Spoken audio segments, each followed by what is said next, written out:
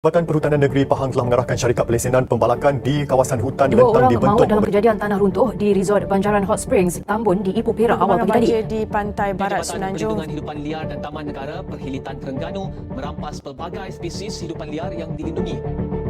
Assalamualaikum warahmatullahi wabarakatuh. Kami akan menyampaikan satu video iklan yang berkaitan dengan kepentingan penjagaan alam sekitar. Alam sekitar merupakan segala benda hidup atau bukan hidup yang wujud secara semula jadi di atas permukaan bumi atau sebahagian daripadanya. Alam sekitar boleh dipanggil sebagai flora dan fauna. Alam sekitar meliputi beberapa komponen utama, antaranya ialah: tahukah anda salah satu kegiatan yang menyebabkan berlakunya kemusnahan alam sekitar di Malaysia adalah berpunca daripada pembalakan haram? Antara punca pembalakan haram adalah pembukaan tanah baru. Pembukaan kawasan pertanian baru seperti tanah-tanah rancangan oleh Felda dan Fekra turut menyebabkan kemusnahan tumbuh-tumbuhan. Seterusnya, permintaan yang tinggi terhadap kayu kayan di Malaysia. Hal ini demikian kerana Malaysia mempunyai kayu balak yang berkualiti tinggi seperti kayu cengal, kayu meranti, kayu jati dan sebagainya.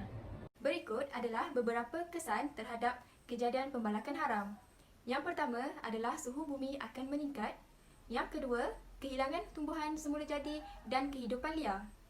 Yang ketiga, kawasan tadahan hujan akan semakin berkurang.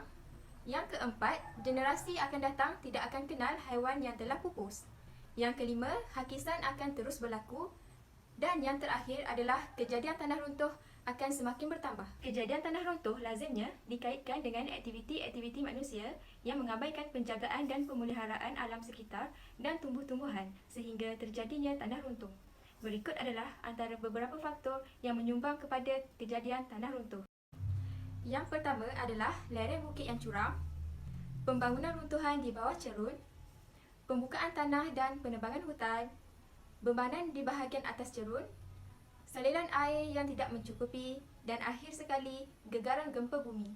Terdapat beberapa kesan akibat kejadian tanah runtuh. Antaranya adalah memusnahkan tumbuhan, haiwan dan habitat semula jadi, memusnahkan harta benda, mengubah keadaan fizikal bumi, dan akhir sekali boleh mengakibatkan kehilangan nyawa. Apakah punca yang menyebabkan haiwan di Malaysia semakin pupus? Pertama, kehilangan habitat.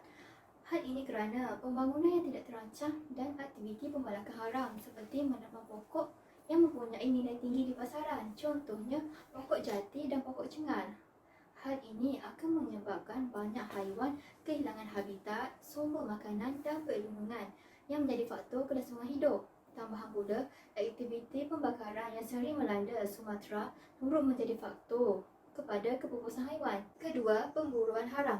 Kebanyakan pemburu haram mengambil peluang mengeksploitasi dengan memburu binatang yang boleh mendatangkan hasil yang lumayan apabila dijual di pasar gelap. Ketiga, pencemaran alam.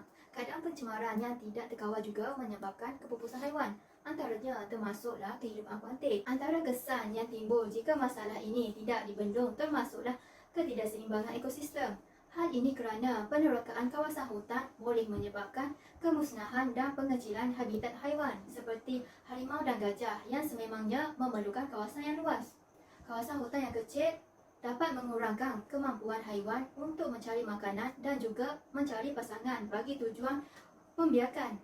Selain itu, kepelbagaian haiwan dan tumbuhan merupakan salah satu daya tarikan pelancong asing ke negara Malaysia. Namun begitu, ekonomi pelancongan akan merosot seiring dengan kepupusan haiwan. Seterusnya, generasi akan datang tidak dapat mengenali spesies-spesies haiwan jika ianya pupus. Mereka dapat melihat spesies-spesies ini melalui gambar saja dan aktiviti pembelajaran seharusnya lebih menyeronokkan apabila pelajar-pelajar dapat membuat lawatan ke zoo bagi mengenali haiwan-haiwan ini dengan lebih dekat. Tahukah anda terdapat pelbagai punca berlakunya banjir di Malaysia? Hampir 9% daripada luas tanah negara dianggarkan mudah dilanda banjir. Antara dua punca major berlakunya banjir adalah pembangunan pesat yang tak terkawal, penebangan pokok dan pembukaan tanah yang tak terkawal. Kesan-kesan banjir adalah: 1. Menimbulkan banyak kerugian dalam bidang pertanian. 2. Kemusnahan harta benda penduduk. Ketiga, kematian. Keempat, peningkatan perbelanjaan kerajaan. Kepentingan penjagaan alam sekitar antaranya ialah Kesimpulannya, menjaga, memelihara dan memulihara adalah tanggungjawab kita bersama. Sekian saja daripada kumpulan kami. Assalamualaikum dan terima kasih.